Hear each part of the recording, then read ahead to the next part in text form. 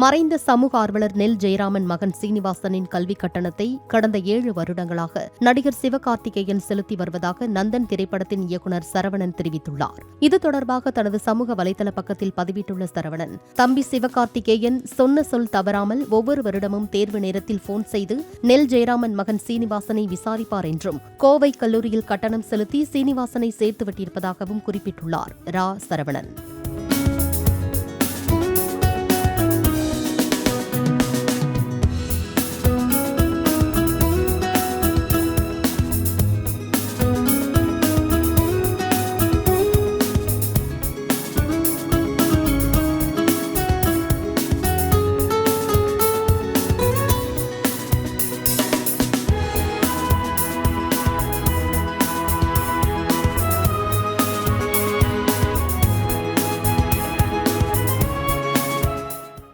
Play store மற்றும் app ஸ்டோரில் இருந்து பாலிமர் செயலியை QR கோடு மூலம் பதிவிறக்கம் செய்யுங்கள். செய்திகளை உடனுக்குடன் பெறுங்கள்.